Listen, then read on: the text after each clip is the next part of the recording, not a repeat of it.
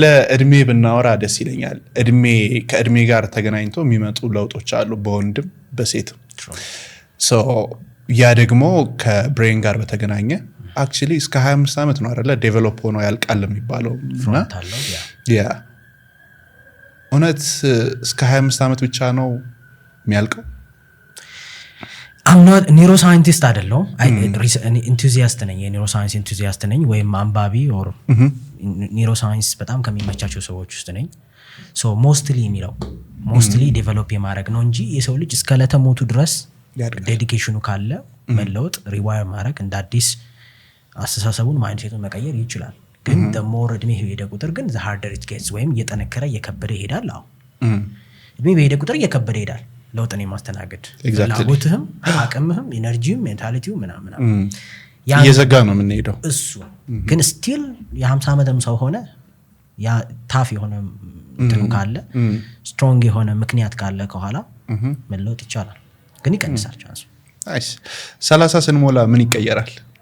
ቁጥሩ ነው 30 ከባድ እድሜ ነች። ያው ከጓደኞቻችን ጋር ምን ስከባት በምክንያት እንደ ቀልድ በቃ 30 ገባን አይደል? ያ ድሮ 30 ትልቅ ነበር በነገራችን ላይ። እኔ አይ ዶንት ኖ ልጅ ሆነ ምናምን 30 ዓመት ሰው ትልቅ ነው የሚመስለው። ስትደርስበት ግን እዛው ነው።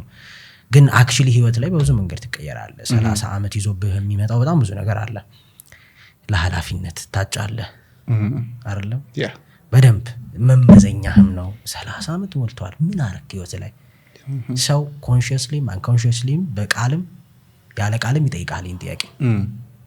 ተረዳኸኝ? እንደ ድሮ አሁን ልጅ ነው ተማሪ ነው ምናምን የለም። ምን እያረክ ነው ይልሃል አባትህም አያትህም። እንደው ለአንተ አዝነውልህ በቃል እንኳን ባይጠይቁ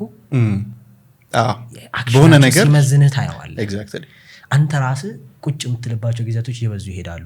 ራስን ታየዋለህ። ምንድን ያደረኩት for the past 30 ዓመት እና ለአንዳንድ ሰዎች ኤግዚስቴንሻል ቫኪዩም ውስጥ የሚከት ነው። ኤግዚስቴንሻል ቫኪዩም ማለት የህይወትን ሚኒንግ የምትጠይቅበት ነው። በቃ ዘለላውንም ዘለልን ጨዋታውንም ተጫወትን የለ ነገር what is next የምር። ምክንያቱም ጓደኞቹ ሲያገቡ ታያለ፣ ድርጅት ያላቸው ድርጅት ሲከፍቱ ታያለ፣ ልጆች ሲወልዱ ታያለ፣ የሆነ ለውጥ ታያለ የሰዎች ህይወት ውስጥ። ሶ ራስህንም በዛ ትመዝናለህ። ሶ አክቹሊ ጄኒዩንሊ ወንድ ልጅ በተለይ በደንብ መመዘን የሚጀምርበት እድሜው ነው። በቃ የምርም ጀጅ ትደረጋለህ። ከ30 በኋላ ዳይሬክሽን ጥሩ ካልሆነ አም ሶሪ ባይደረግ ጥሩ ነው፣ ግን ፋክት ነው የሚያወራው። የሆነን ሰው ደስ ለማሰኘት አይደለም አላማዬ። ፋክቱ ግን 30 የሞላ ሴት እህቶች ወንድሞች ሁሉም ሰው ነው በአቺቭመንት ማየት ይጀምራል። you're not ህፃን አይደለህም anymore። ገባ? ንግግር ላይ ሁላ ይታያል። ኤግዛክትሊ የሚያካትቱህ ቦታ አለ። ጓደኛ ሽማግሌ ሆነ ልትሄድ ትችላለህ። እያየኸው ጓደኛ ሚዜ ያደርጋል። በቃ ብዙ ሪል ኃላፊነቶች ማየት ትጀምራለህ። እንደዚህ አላረክም ወይ እንደዚህ አልሆነም ወይ አክቹሊ ጠንካራ ያለ አግባ እንኳን ትእዛዝ ይመጣል። ኦኬ ላይክ አንዳንድ ሰው እንዴ እኔ ለማግባት ሬዲ ነኝ እንዴ ገና አሁን ሚስታዩ ትላለና ራፍሊ ከውጭ ካየ ነው በጣም ብዙ ኃላፊነት እና ራስህንም ጥያቄ የሚጀምርበት ነው። በቃ ብዙ ሰው የሚጨናነቅበት ነው። ምንድነው ኔክስት ላይፍ what do I do? እድለኛ የሆነ 25ም 24ም ላይ ጥሩ መስመር ይዞ 30 ላይ በጣም አሪፍ ህይወት ይኖራል። ግን ታይም አለ 30 ምትሆን ደግሞ ከነቃ ኤግዚስቴንሻል እንዳልኩት ሚኒንግ ላይ ምንድነው ህይወት ብለ የመጠየቅ እንትን ውስጥ ከገባ ሳይክል ውስጥ ከገባ ኦብቪየስሊ ከጭንቀት በኋላ ውልደት አለ አይደል? ስለዚህ ኤግዛክትሊ 30 32 33 ላይ አሪፍ ትሆን ትችላለህ። ግን የምትሸሽ ከሆነ አሁን 30 መስማት ደብሮ የምትጠጣባት ከሆነ 30 መስማት ደብሮ ቤት አምሽታ መገባ ከሆነ 30 መስማት ደብሮ ጓደኞችን የምትሸሽ ከሆነ እነሱ ስለተሳካላቸው ወር እነሱ አሪፍ መስመር ላይ ስለሆኑ ያን ጥያቄ አንተ መመለስ ስለከበደ እነሱን መሸሽ መፍትሄ የምታረክ ከሆነ 40 ላይ ይገናኛል። ኤግዛክትሊ ይሄዳል። ደግሞ ሳታቀው ትደርሳለህና አሁን ላይ አብዛኞቹን ሰክሰስፉል በዓለም አቀፍ እንኳን ዙሪያ ላይ ያሉትን ሰዎች ብናያቸው ላይክ 30 ሲያልፉ የሆነ ውጤት ሲያመጡ የሆነ ኢምፓክት ሲፈጥሩ ምናምን እናያቸዋለን። 30 ስራ አልረገጥኩኝ ራሴን ሳላካትት ላውራ ታላቅ ነው የሚገርም ሁኔታ ተላለሽ ሲገር እና 30 ለብዙ ነገሮች አብሶ ለወንድ ነገሮች የሚቀየርበትና እንዳልከው በጣም ሲሪየስ ሆነ ማየት የሚጀምርበት ለውጥ ምንድነው ፍሬው መታየት የሚጀምርበት 29 ዓመት ሙሉ የሄድክበት ነገር ኤግዛክትሊ ብዙ እንትን የሚመጣበት ለትዳርም ደግሞ ይመረጣል። ኦፍ ኮርስ እንትን ነው በቃ እንዳልከው ነው። አንተ ጀጅ ትደረጋለህ 30 ላይ እንደ ድሮ እንትን ኮትቼው ነው ምክንያት ሴት ራሱ አብራ ያለች ጓደኛ ራሱ ብትሆን እንትኑን እኮ ጀምሬ አሁንም እንትኑን አስቤ የምትል ከሆነ አያድግም። በቃ ከዚህ በኋላ አይለወጥም ወደ መባል ይጀምራል። የምሬን ነው በቃ የምሬ ወይ አይለወጥም በቃ የምትባልበት እድሜ ነው። አክቹሊ ያ ሳይንቲፊክ ድጋፍ አለው ወይ የለውም እሱ የራሱ ክርክር ቢኖረው ሰዎች ግን አክቹሊ በቃ ይመዝኑሃል። እንደ ድሮ በምላስ ምናምን መሸዋወድ አችልም ገባ በተግባር ትፈተናለህ። አክቹሊ ዝም ብለህ ስታወራ ራሱ ምን አድርጓል ትባላለህ። ራስን ችላል ለሌሎች ተርፋል ዋር አክቹሊ ምን አድርጋል። ስለዚህ ሰዎች ለኮንቨርሴሽን መሀል እንኳን አይከቱም ያገሉሃል። በዛ ደረጃ መምጣት ካልቻልክ ከጓደኞች ወደ ታች እየቀረት ሄዳል። አሁንም ይሄን የምለው ግን አትለወጡም ቀርታችኋል እያልኳል። ዜዝ ኦልዌይስ ኤ ቻንስ ለቆራጥ ሰው ለደፋር ሰው ኦልዌይስ ኤ ቻንስ አለ። ግን ደግሞ 30 ላይ ሆነ ካልደነገጥክ አይ ዶንት ቲንክ 40 ላይ ብትደነግጥ በቃ ምንም ካልመሰለ አሁንም እንትኑ ሄዶና እንደዛ አይነት ሲቹዌሽን ውስጥ ቆንክ ጌት ዩ ሺት ቱጌዘር ይላል ጆርዳን ፒተርሰን። እና ላይፍን መስመር ማስያዝ እንደው ባይዝልህ እንኳን ለመያዝ ጉጉት ከሌለህ እዛ እድሜ ላይ ምን ነበር አክቹሊ ፊል ያደረከው? 30 ገባ ነው በቃ 30 ገባው ብቻ ሳይሆን ምን ያህል ቅርብ እንደሆነች ነው የገባኝ።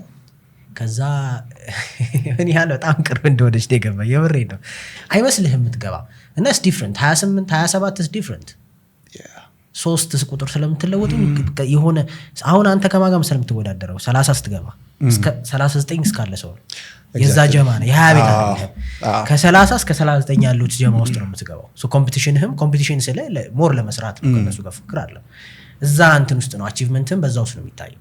20 ቤት ከ20 እስከ 29 ድረስ ነው።